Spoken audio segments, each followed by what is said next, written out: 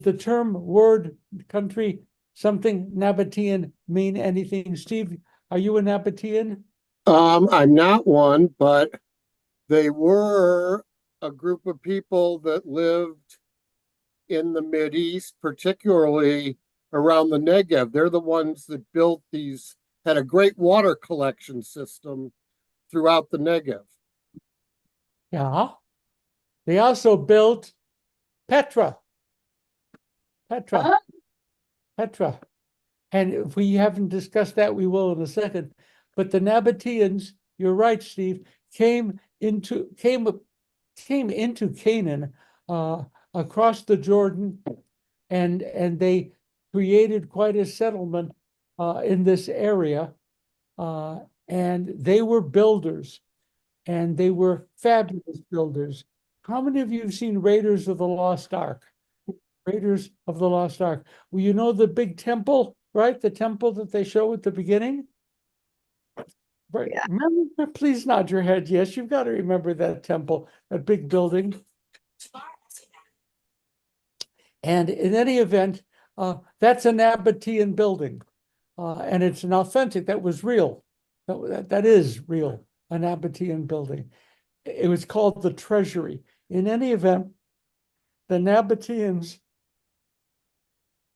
established a very sophisticated culture.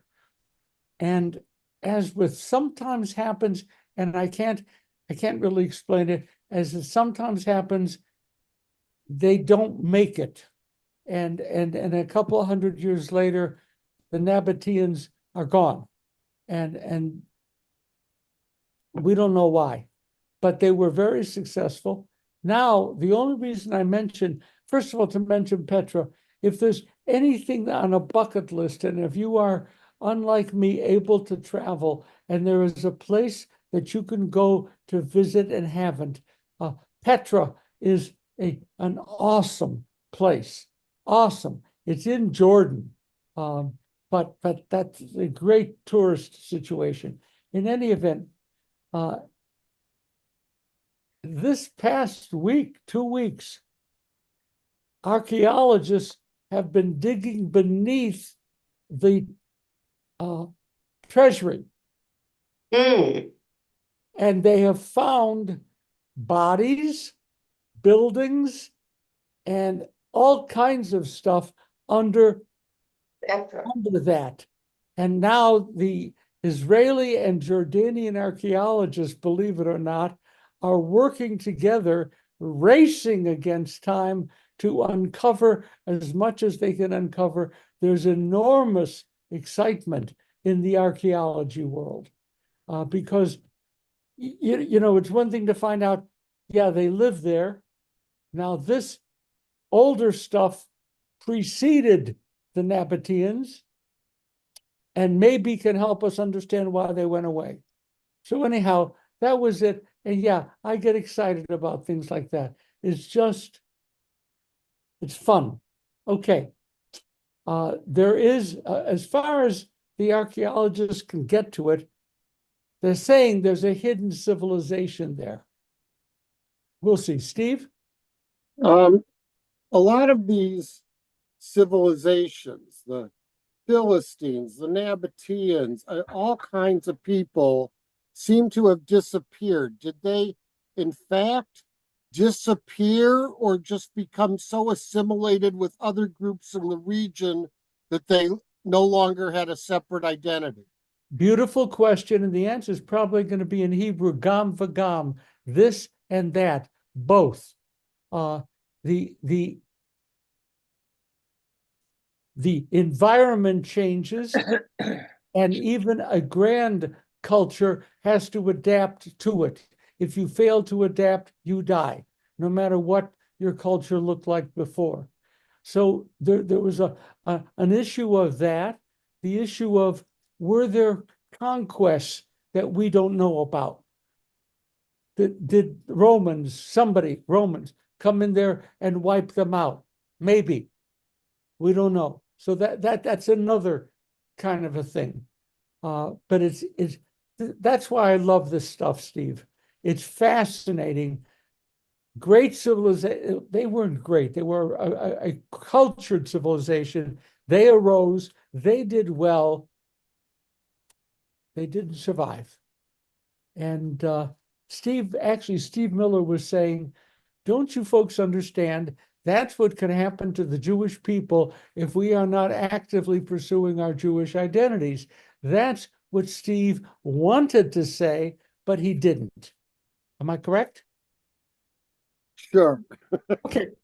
I will say that's a fear. I think that I'm hoping there's still enough of us. And I think that the nature of study and some of the complexities and the nuances that draw people to Judaism actually help it survive. It's not so simple.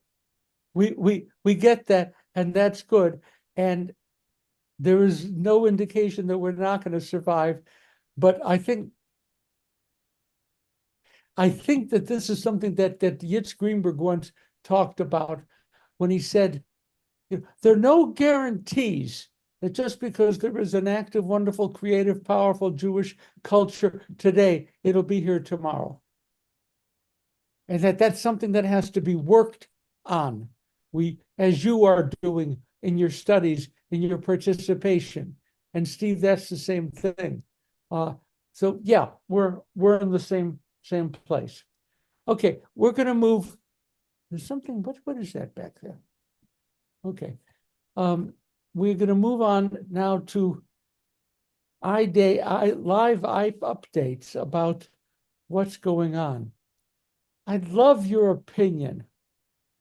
Israel has now said that we will not avenge ourselves against the Iranians by bombing the nuclear sites and the oil sites. So we have said that we're not going to do that. And I'm curious as to how you feel the wisdom of that statement is. Well, I would have to think that they're doing it primarily for the rest of the world. Publicity against Israel is very heavy. And if they go ahead and start destroying, it's not going to help it. It's not going to help the Israeli image throughout the world. So my own personal belief is they made this statement as a propaganda statement. We won't do it, but secretly they're saying to themselves, we'd love to do it, but we can't. We'd love to do it, but of course, at the same time, there are those in the current Israeli government who say that they are now endangering Israel. Ray. Hi. I am not a mind reader, but I will also postulate another possible motive or reading of this. Okay. I think it could also be functioning like the words of a mafia don. They could be, by mentioning specifically what they will not do, they could possibly be strategically saying, nice family you got, nice house you got. It would be a shame if something happened to it. I understand what you're saying, Ray. Thank you.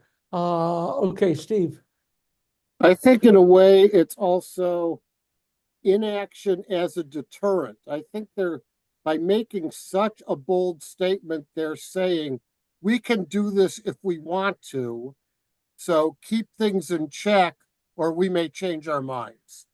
It's interesting that this morning, the Iranian government indicated that they are moving their top officials into secure locations. I don't know what that means, but they're moving them into secure locations, apparently not interested in having them killed. So things are happening. The projection seems to be Israel. No, let's put it this way. Bibi wants to get this done before the election. because if they do it after the election, some of Israel's enemies will feel emboldened to criticize even further. So if they do it this point up front, they may avoid that kind of criticism. I don't know. But the projection is that sometime between now and Election Day, Israel is going to attack. Any other thoughts on the idea of Israel taking revenge, serious attack? This will be a serious attack. Harv.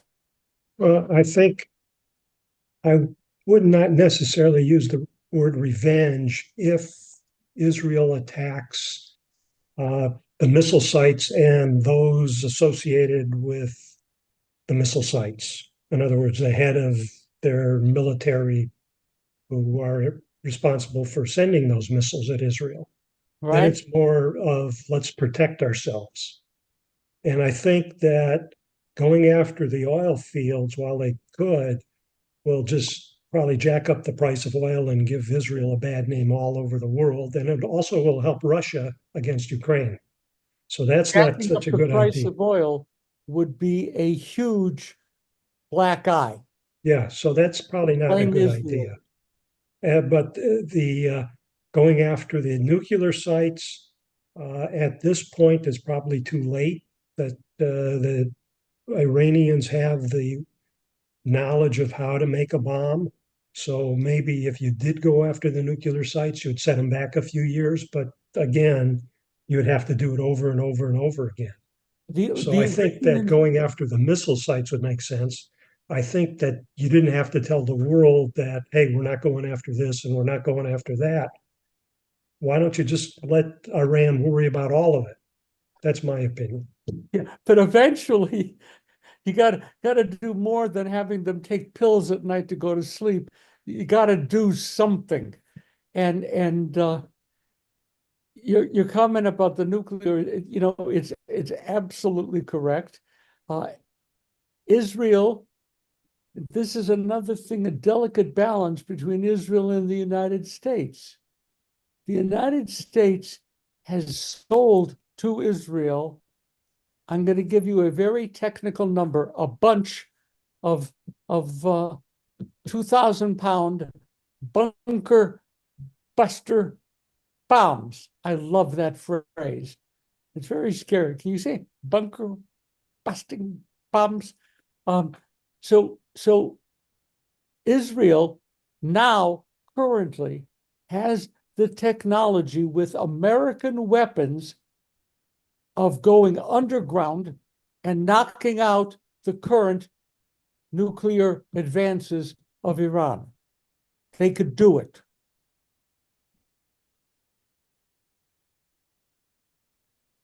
And the question then boils down to, at what cost? What will be the reaction? How do we temper our reaction to the missile assault by not starting World War III? And how do we know how far the Iranians are going to go? The Israeli administration has been working, believe it or not, with the American administration to try to put a reasonable clamp on the threat of immediate war. But Israel is attacking, and by the way, doing a good job right now, attacking and defeating Hamas.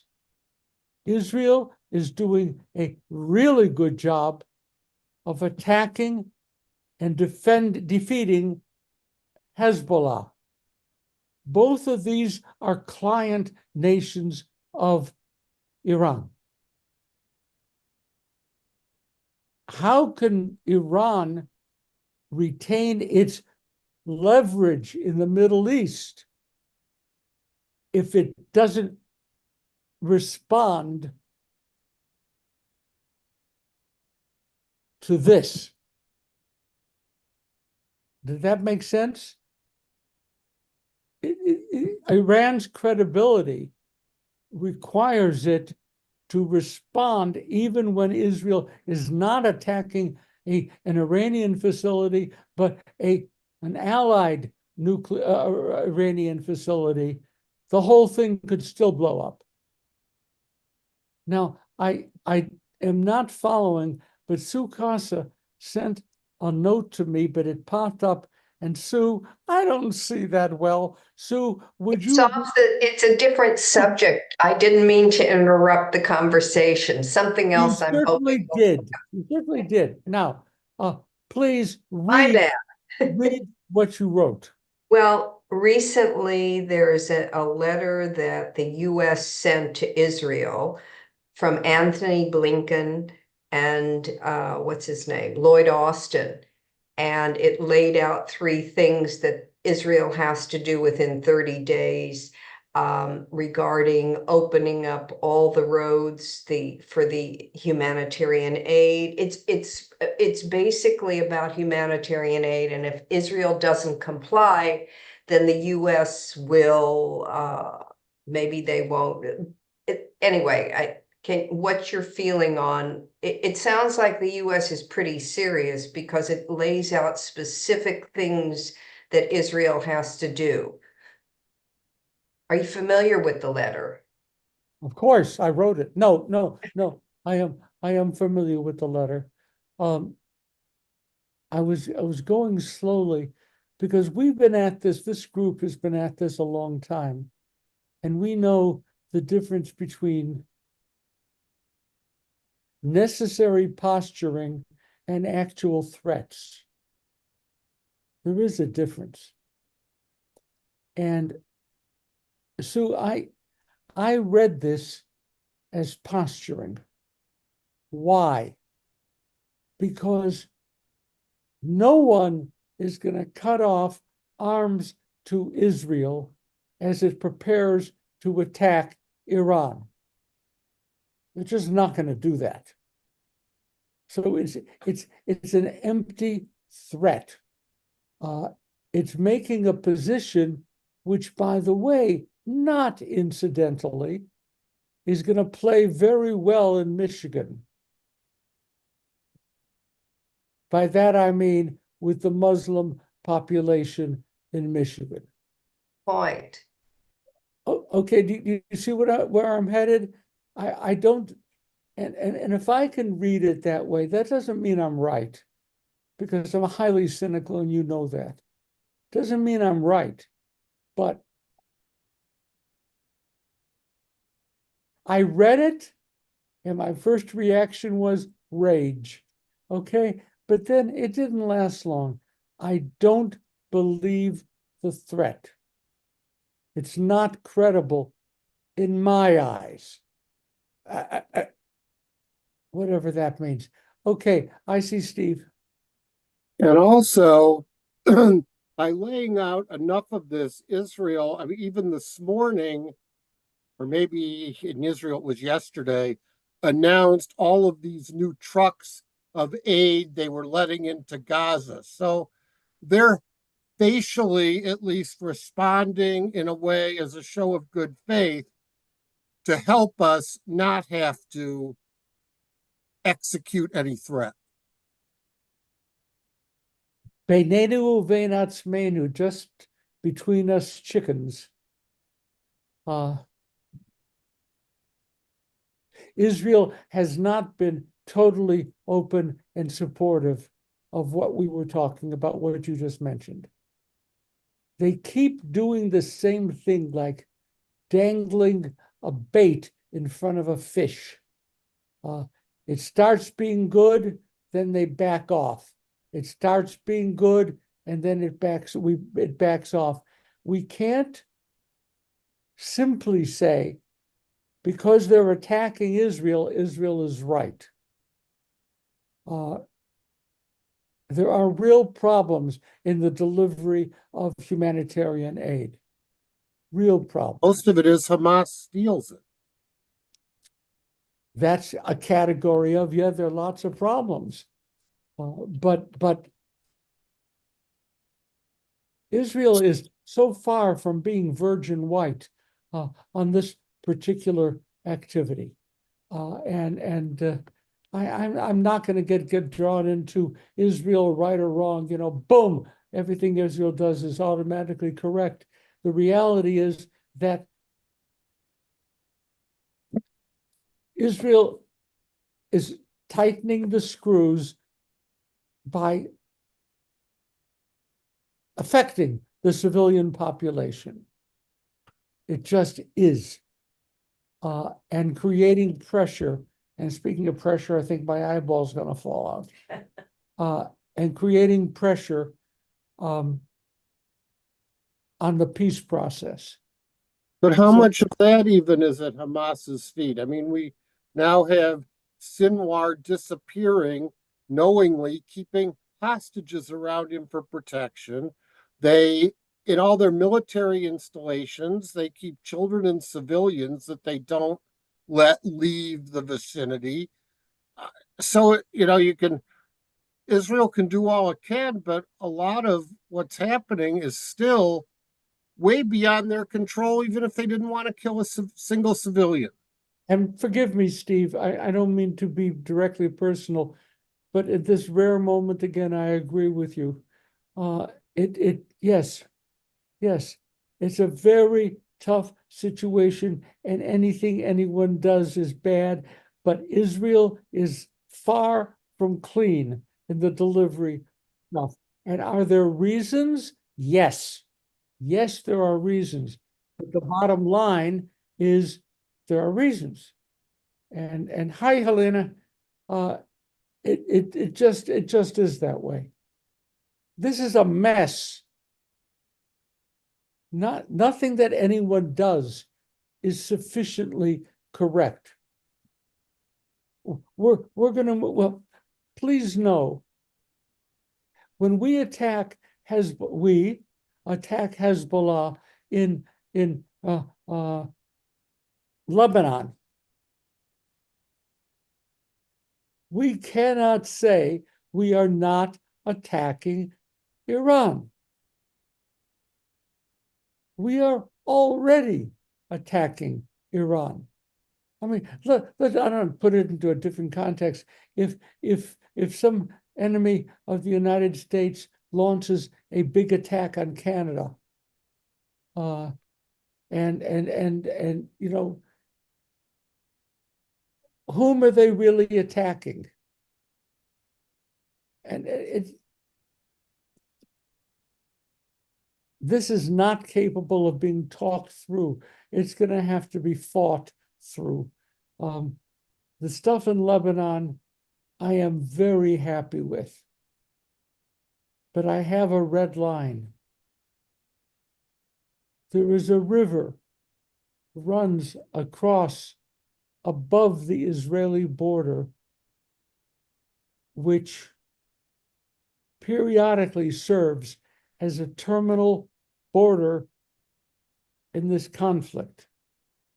And Israel wants all of the Hezbollah people to pull back on the other side, clear the area.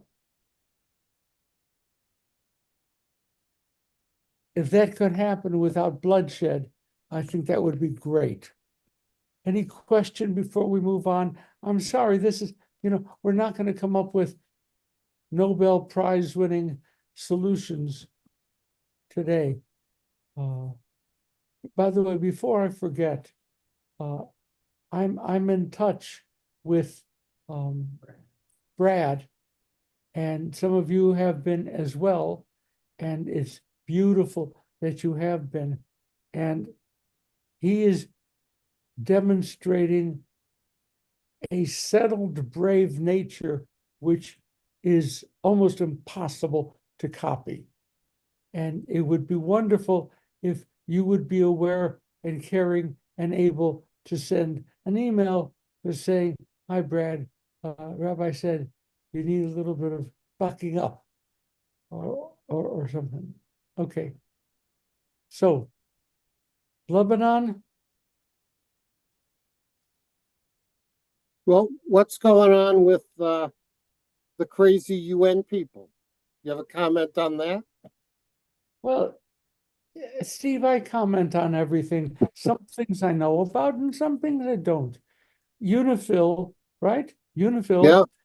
is the UN agency designed to maintain peace between the contestants. And lately, last year, this last year, I mean, they've kept the contestants far away, but then you get to like, more distance. Israel is attacking Iran. And we're just going to have to be aware of that. Okay, we're going to move on just because it's 12:30. Good news. The United States is moving troops into Israel. I said good news with a little bit of tongue in cheek. Have you any reactions to that? That is a line that everybody has refused to cross. They've crossed it. It's already done. Sukasa. Well, I think that's a deterrent to Iran. Because I think that now if the US is physically in Israel, then Iran is, I don't think that they don't want to antagonize the US.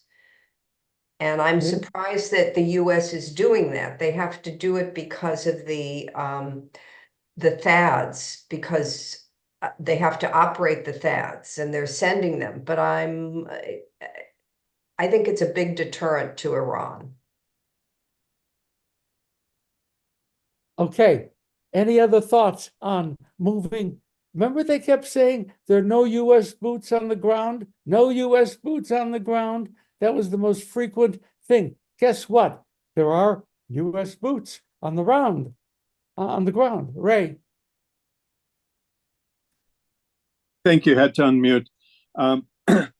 I confess, and this frustrates and upsets me, that in this time since October 7th, I have not been able to react to news like this or almost any news the way I might have before I sensed that so much of this country and world was so angry and indeed appearing to hate, in many cases, Israel and Jews. And it's hard for me to hear this news only in its immediate implications about the conflict without my mind going straight to what is this going to do to Jews here in the diaspora? And also right now, what is this going to do to the election that happens in 3 weeks, which I have very powerful feelings about, and which, I'm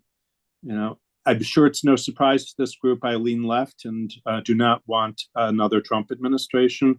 I worry that the people who would, under normal circumstances, support the Democratic candidate will see this as moving the needle enough to send the election south. And so I'm having a hard time not seeing the domestic implications before the immediate implications. Beautiful. Thank you. Any other comment? I want to go into, and maybe Steve will, why is the US putting troops there? Steve. Well, I can only guess, but a number of things are going on. Among others, Israel's running out of people who can even fight. As a result, their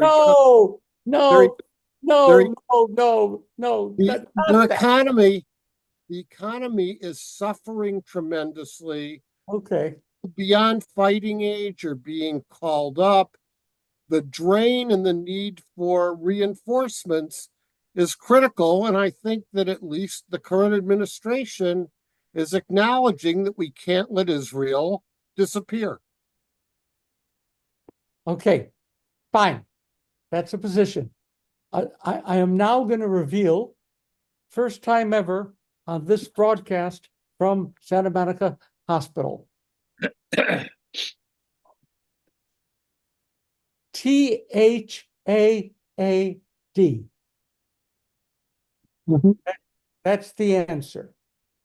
You may want to know what the question is, but the answer is THAAD. Terminal High Altitude Area Defense System. Do you ever hear of an uglier acronym than that? THAAD. So this is a group, maybe 100, of U.S. Army specialists who are able to control THAAD, terminal, high altitude, area, defense system. The United States has now given Israel a very sophisticated missile defense system, so sophisticated that Israelis will have to be trained in how to use it. Now, you know that Israelis are pretty good on all that stuff, but not on this. And the United States will not deliver the system unless they have their American soldiers making certain that this millions of dollars worth of equipment isn't misused. So THAAD, it aims, I'm gonna read this because it's kind of fun, aims to thwart attacks by Iran. It was deploying THAAD battery and about 100 American troops to Israel. Talk about scientific destruction. Okay, I see Cindy. Well, the other issue is, I don't remember the number, but how many American hostages are there? You know, is America doing anything to try to get our people out? Your objection is well taken, and a lot of people are saying, why is it taking us so long for American forces to go in and get those people? Okay, that's what you're saying, and I'm agreeing. That's a very good point. Sukasa. I think it's when it came to the Ukraine and it came to the planes, the US would not send US people to train the Ukrainian pilots. And they said they weren't sending the planes. I guess they wouldn't send the planes. They made another country send the planes. So the US really wanted to walk a line and stay out of antagonizing Russia. But here they're taking a much more active position. So I'm thinking, one, it could be that they see a real threat from Iran and they feel that they now really have to actively step in. You would think that they could have these, if they didn't want, they could have the Israelis come over and learn how to operate THAAD in the United States. But the fact that they're sending Americans to operate THAAD is a different, the US is operating differently in Israel than it did in Ukraine with the airplanes. I think United States actions in Ukraine regarding the airplanes was a grave military mistake. Not sending. I don't disagree, but I'm saying, yeah, I'm not debating that, but I'm just saying the fact that they behave differently in Israel shows a real different position, I think, on the behalf of the United States. Sukasa, you're totally correct. The United States government could have said, we are all set to send THAAD to defend Israel. So we're going to ask 100 Israeli soldiers, come over, we'll train them, and then we'll send them back, and then you can use it. That's what they did in the Ukraine. That's not what they're doing here. You're right. It's boy, your guys are good today. Yes. So what's going to happen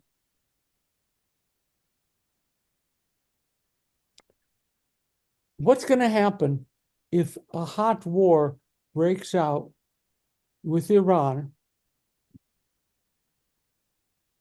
The THAAD missile system is activated by Americans, and maybe an American soldier gets killed. Cindy is shaking her head. Damn right. It's a problem. And The United States was trying to eat the cake and have it also. They wanted the threat, but they didn't want to do it. This week, they did it. What's fun? How much of this have you read in the paper? How much have you heard about THAAD? It's just happening. Very, very interesting. Okay. As we chug along with our various topics, you know that the Israeli government is now more stable than it has been in many months. I do not regard that as good news. It is simply news. The danger of Bibi falling percentages way down. Way down. And this is a change that we did not expect. Thus, the defense minister of Israel, Yoav Gallant, said something which 6 months ago would have caused a bloody revolution. Gallant said, it is more important to defeat Hamas Hezbollah first than to get negotiations for the prisoners.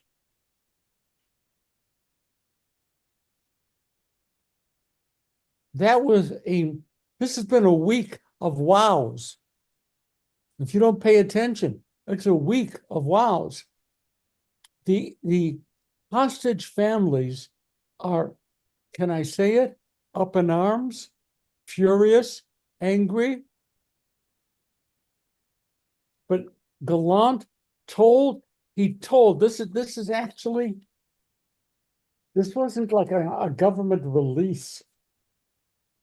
Gallant met with the hostage families and said that there is no end in sight to the impasse between Israel and Hamas on the negotiations.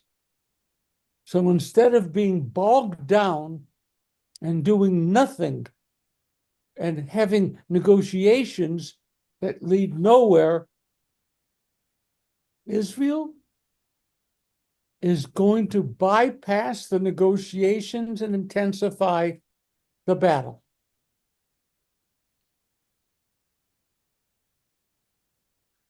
Any thoughts?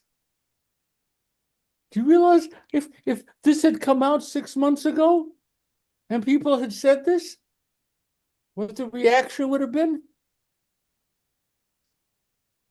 Not anymore. The hostage families, oh boy. How do I say this? Pardon? The hostage families haven't given up, but they have been sidelined. And how do you folks feel? Yes, that's a change by Gallant, Sukasa. Yes. How do you feel?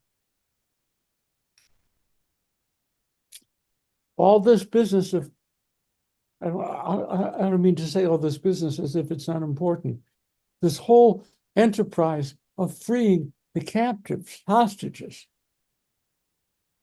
was driving so much of the PR, the whatever it was. And now Golan says, because Hamas is not really negotiating, we're going back in to destroy. Any thoughts?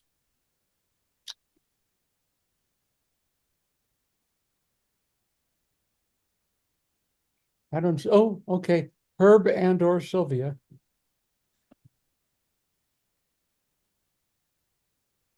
This be a recognition that they don't think any of the hostages is still alive? And therefore, why at this point they don't feel a need to negotiate for bodies?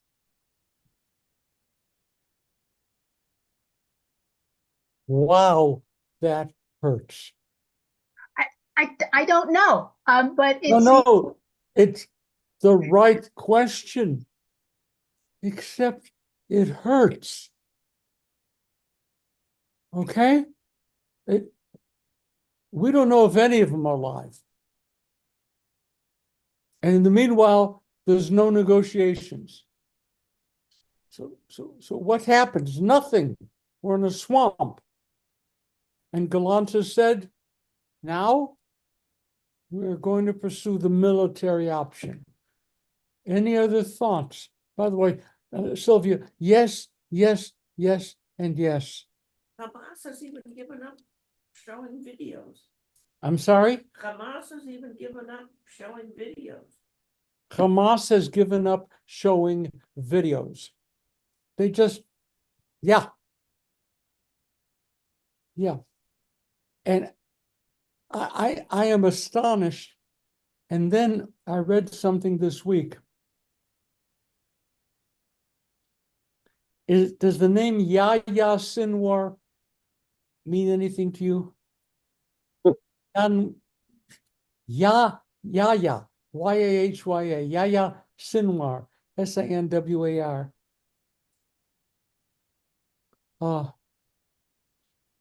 He is now the key operative in the whole Hamas structure. He has taken over Hamas, and he has come to a position of, we will win at no matter what cost. That's Sinwar. He doesn't want negotiations. He wants the defeat of Israel. And do you understand how we are being tested? Can we stand with Israel in the face of such a challenge?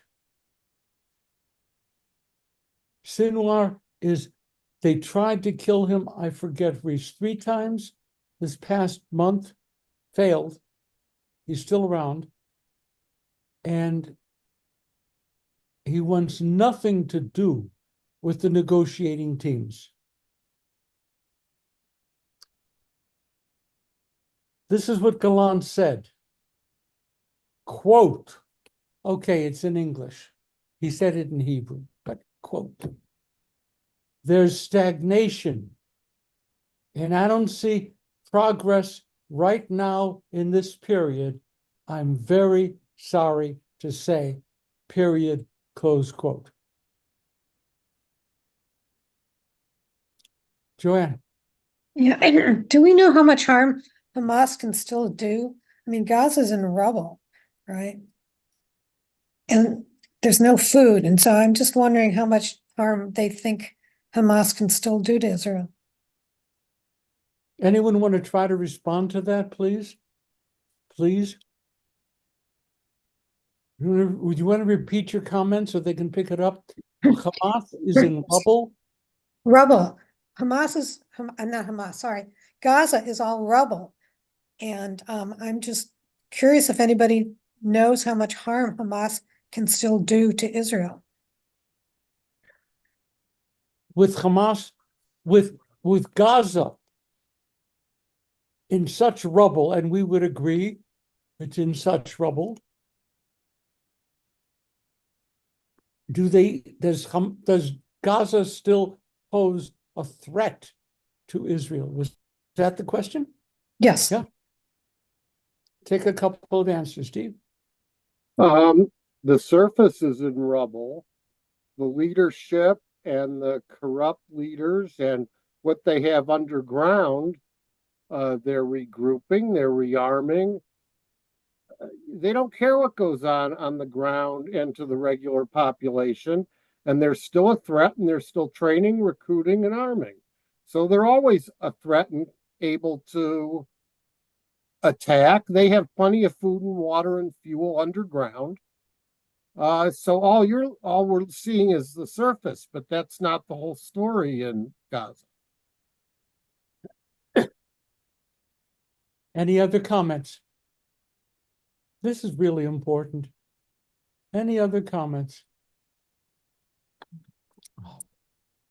Okay, let it sit. None of this stuff, can I generalize, is trending in a happy direction. None of it is trending in a happy direction. The hope of being able to defeat Hamas was based upon the hope of being able to defeat an army, which Israel can do. But Israel no longer is battling an army. It's battling an ideology. And do you remember how the end of World War II came about with the Japanese surrender? Do you remember? I don't remember, like I wasn't reading the papers then, but I was alive. There were plenty of Japanese who did not want to quit. There were plenty. And what's changed the balance was not a group of political meetings in which people can express their innermost fears and thoughts and work out a solution. The United States bombed them into agreement.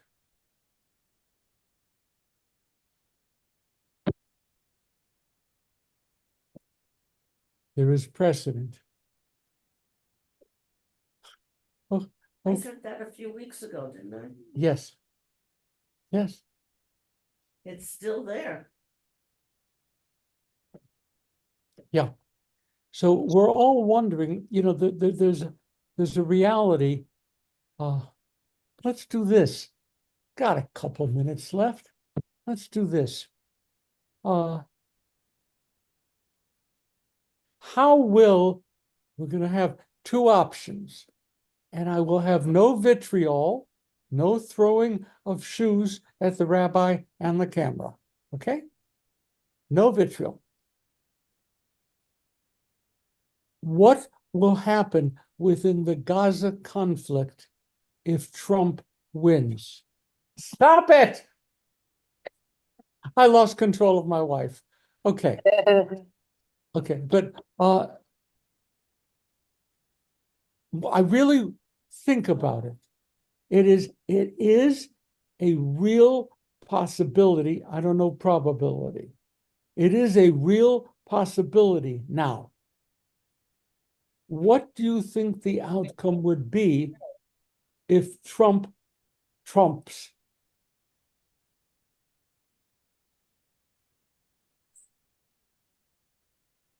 Joanne. I think Trump will tell Netanyahu to do whatever he wants, and Netanyahu will do that. So what do you think the outcome would be? I think Netanyahu will go into Gaza with all the force he can, and probably Lebanon also.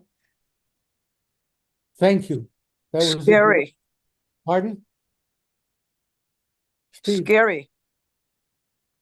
I'm not convinced a lot will happen because I think we send statements that are political. There's a limit to what Israel can do. They're doing pretty much what they wanted to while trying to appear to comply with political statements made by the administration.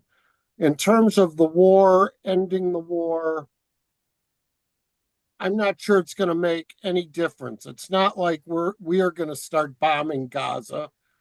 I don't think that'll happen even with Trump, although I have to say I'm worried that anything could happen.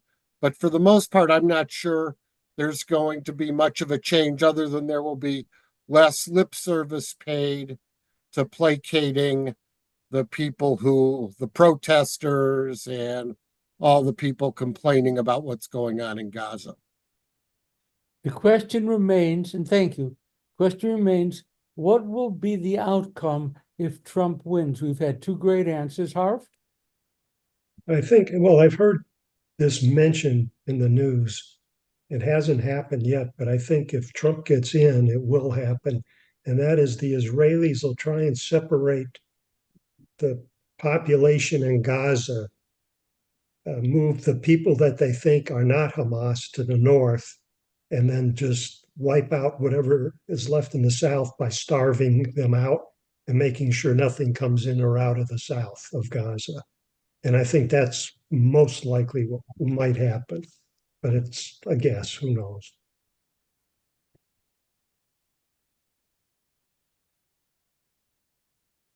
Do you have any other happy prognostications?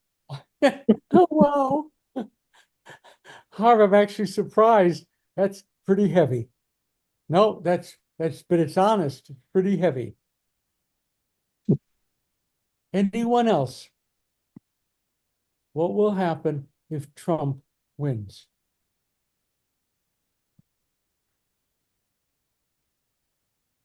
Okay, please. I see Sylvia.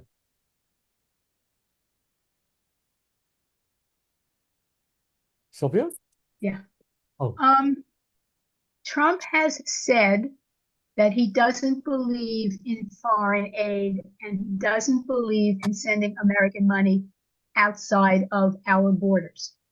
And since he can't possibly run again, please, for president, if God forbid he's elected, he can't run again.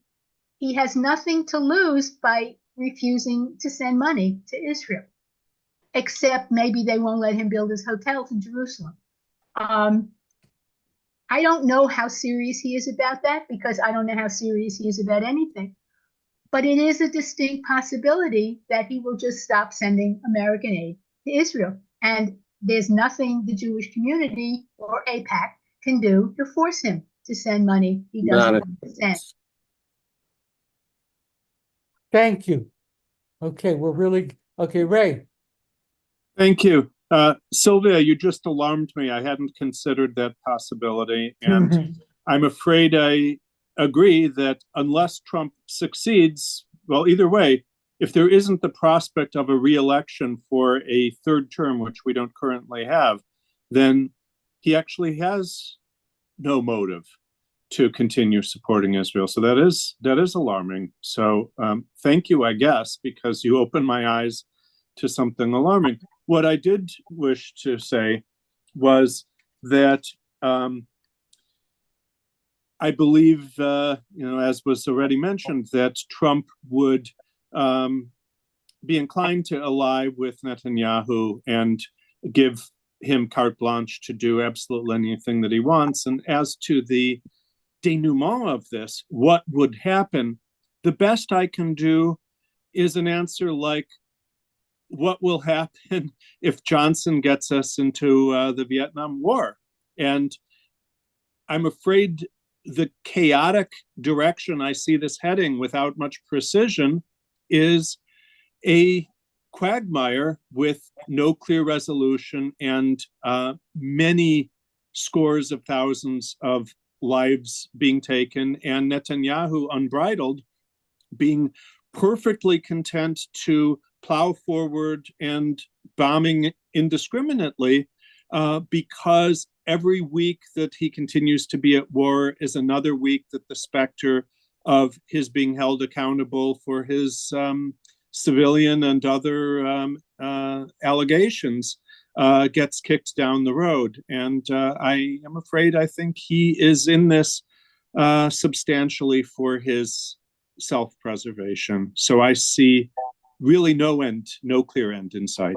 I'm not going to even elaborate with my usual brilliant comments. I want just some response. What will happen if Kamala wins? What will happen to the Middle East peace thing if Kamala wins?